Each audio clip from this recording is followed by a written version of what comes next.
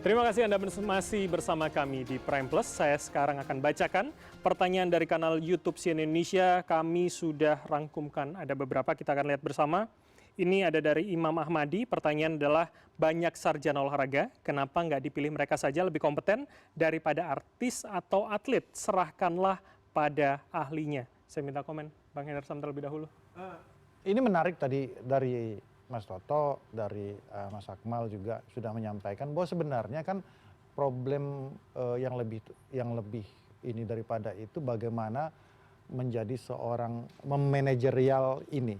73 cabang olahraga diisi oleh para senior-senior nih gitu, dan bagaimana orkestrasinya itu sangat belum lagi kepemudaan. Belum lagi kepemudaan yang ada tokoh yang lain ya. Nah, artinya kan tidak harus, kalau kita ngelihat track recording ke belakang kan kita memang stigma yang selalu ini harus atlet, harus pemuda kan gitu kan. Enggak gitu juga kan. Saya bilang tadi kan mantan pemuda pun bisa kan sebenarnya kan. Karena mantan pemuda dan mantan atlet itu yang benar-benar orang yang menjalani sudah berproses tentang masalah itu. Jadi bukan sekedar ini sebagai sekedar lambang saja bahwa etalase bahwa keterwakilan tanda kutip ya, bahwa keterwakilan dari atlet, keterwakilan daripada pemuda, bukan sekedar itu, tapi bagaimana memang ini lebih menyentuh kepada hal-hal yang sifatnya fundamental.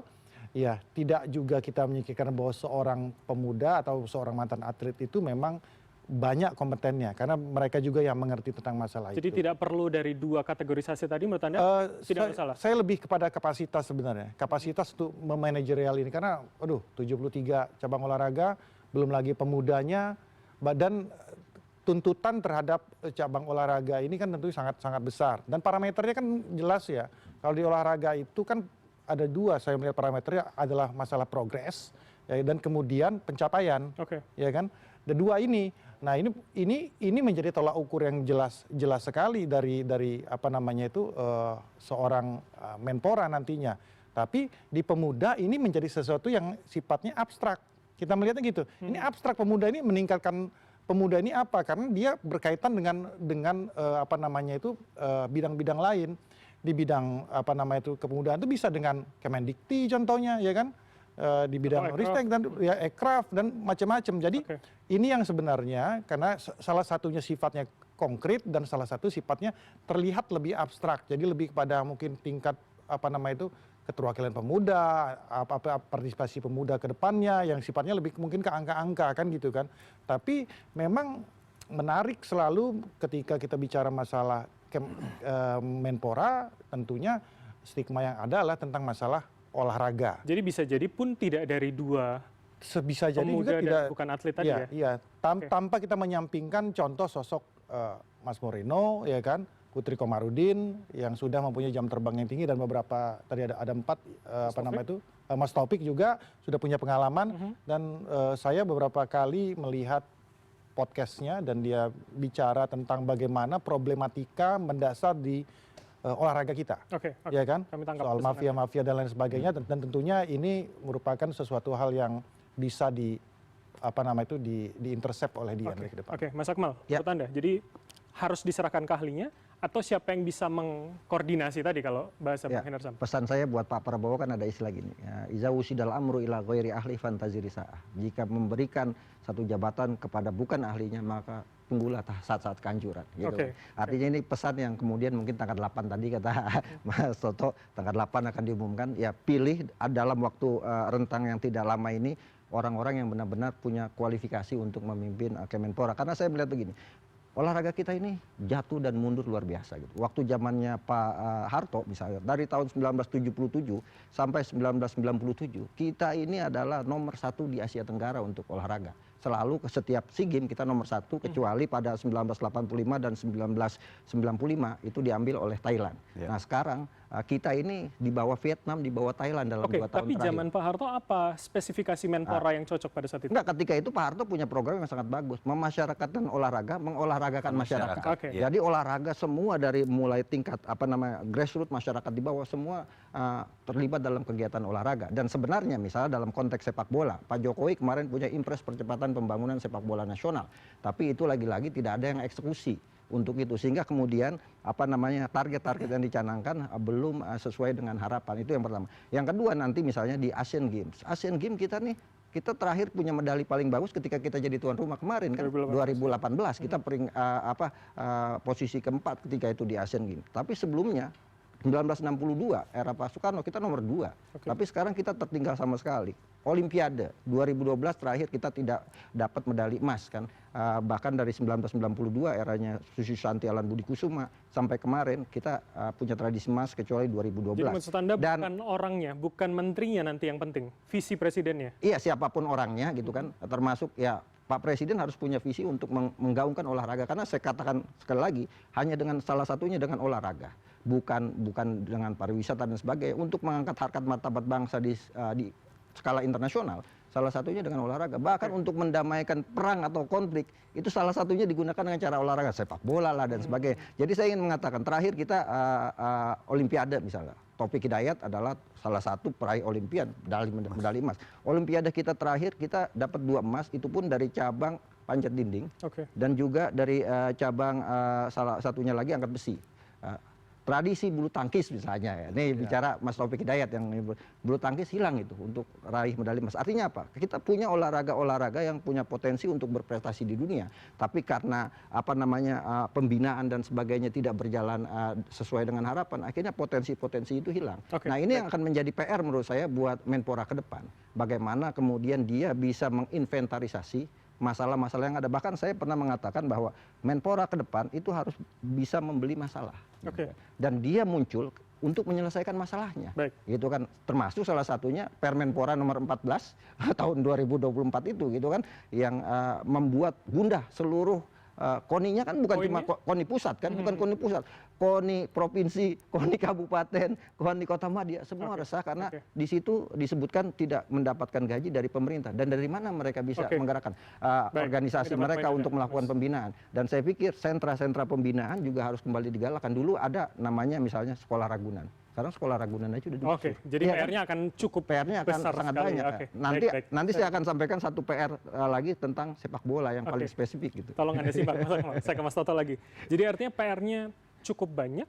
Pak Prabowo kira-kira cukup akan berhati-hati menurut Anda menentukan? Dalam konteks Pora ya, tadi sebenarnya kalau kita tangkap secara implisit ya, problemnya adalah uang. Kalau tadi kan sebenarnya secara implisit juga dikatakan. Karena kalau kita lihat misalnya kenapa sih PB itu menempatkan banyak orang-orang jenderal misalnya, itu kan kebutuhan logistik. Karena tidak bisa membiayai hidupnya sendiri, apalagi didasarkan pada APBN. Ditambah Pak Prabowo sekarang punya program efisiensi, yang mohon maaf seperti menganak emaskan sektor tertentu, tapi kemudian seperti menganaktirikan sektor yang lain. Jadi ada yang mengatakan ini bukan efisiensi, tapi relokasi. Hampir semua kementerian kemudian kena yang namanya efisiensi. Termasuk Kementerian Olahraga. Artinya saya sih berharap ya bahwa ada menteri yang kemudian berani gitu berhadapan dengan Pak Prabowo dalam konteks mengatakan Pak ini penting.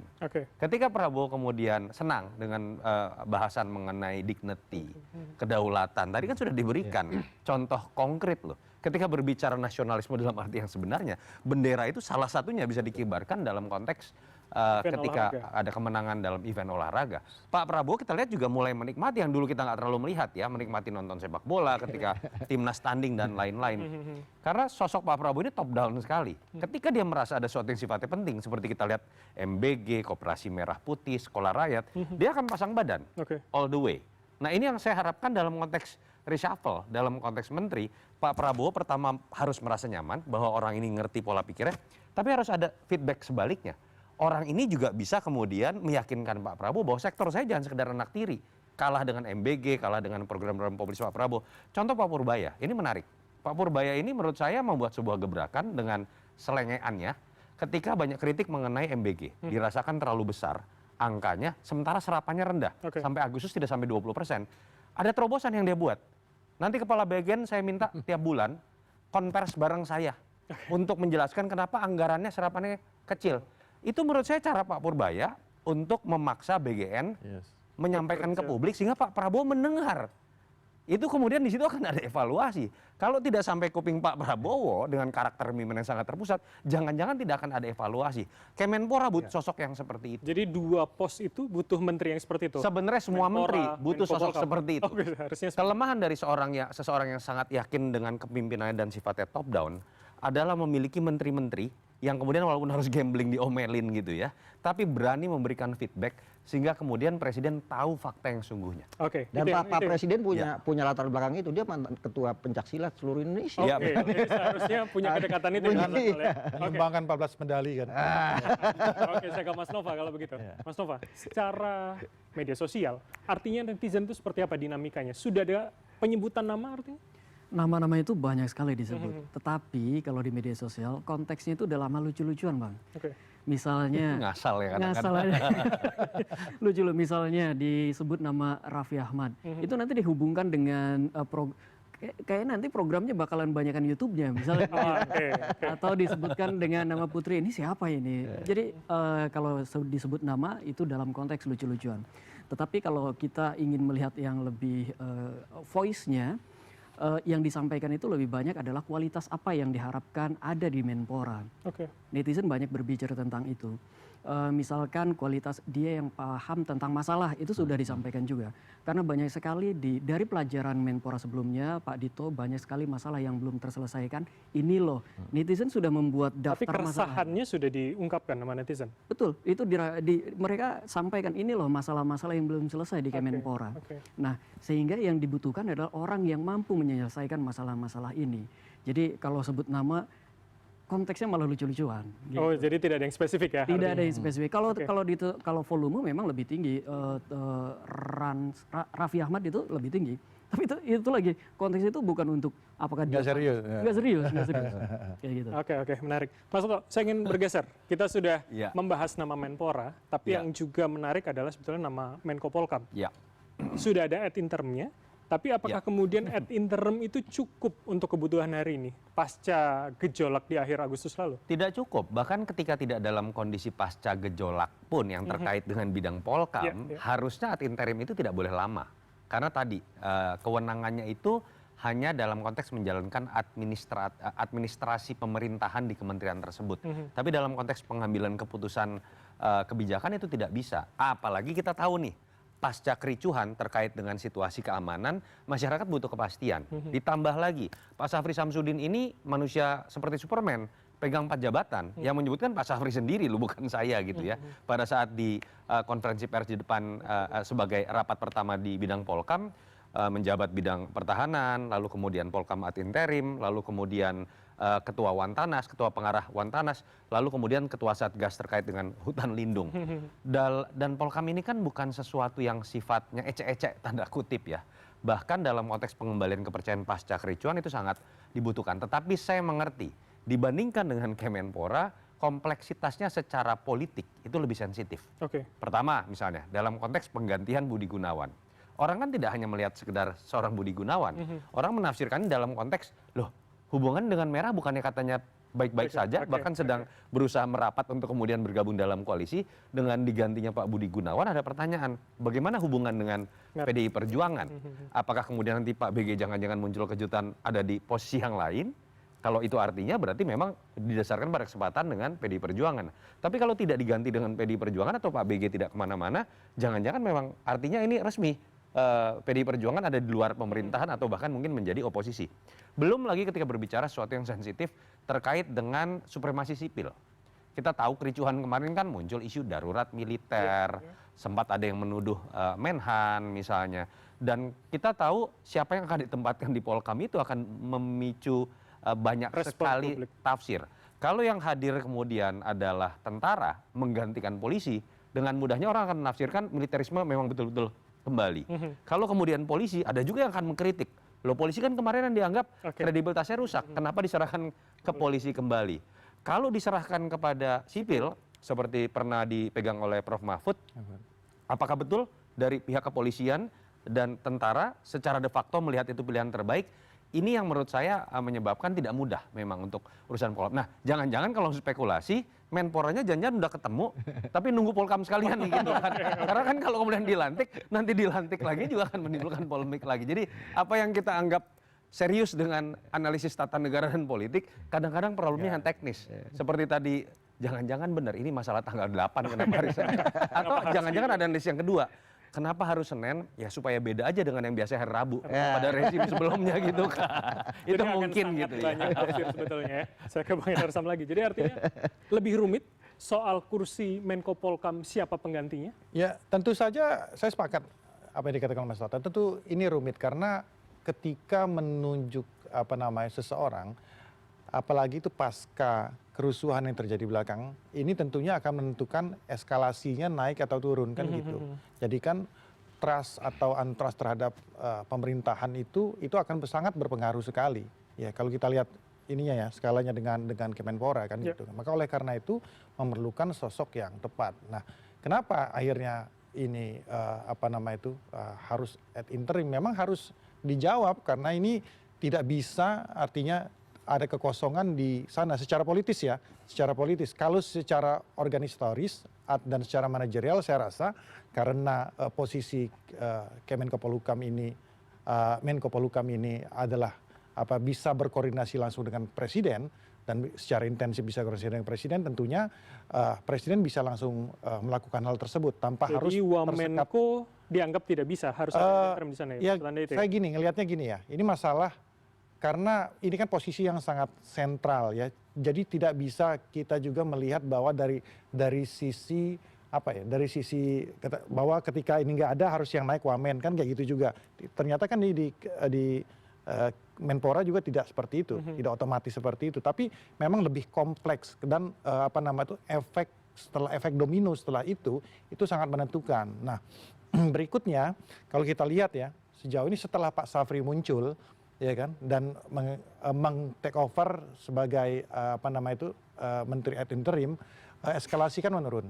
Nah itu kan menjadi suatu tanda bahwa so far sejauh ini ya penunjukan terhadap Pak Safri ini menunjukkan ada signifikan yang penurunan yang signifikan terhadap eskalasi tersebut. Nah tinggal bagaimana ke depannya ini apakah Pak Safri akan tetap di posisi dikukuhkan di Menko atau tidak. Nah tapi kemungkinan itu ada. Jadi dari Menhan naik ke Menko. Ya itu kan Pak Prabowo sendiri tentunya yang tahu ya. Kadang-kadang kan kita nggak bisa mendahului karena kita harus tahu adab tata negara kita itu semua ada di tangan presiden, hak prerogatif yang diatur oleh Undang-Undang Dasar. Sehingga oleh karena itu kita tidak bisa mendahului. Tapi boleh nggak saya balik ke belakang masalah Menpora ini tadi? Singkat saja. Singkat ya. Jadi tadi sebenarnya saya tertarik itu dengan masalah dana yang Kementerian Olahraga yang dipangkas. Jadi memang terkesan seolah-olah bahwa kita itu kalau di olahraga harus buang uang, harus tabur uang ya kan, bakar uang untuk menaikkan prestasi olahraga. Nah kalau kita lihat catatan saya itu ada 4 deputi di sana. Salah satu deputi itu deputi pengembangan industri olahraga.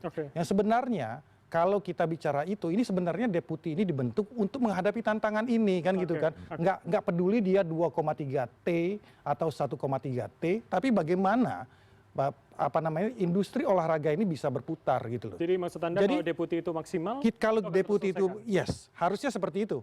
Kalau itu bisa benar-benar digalakkan dan itu bekerja maksimal, dia akan dapat membiayai cabangnya sendiri.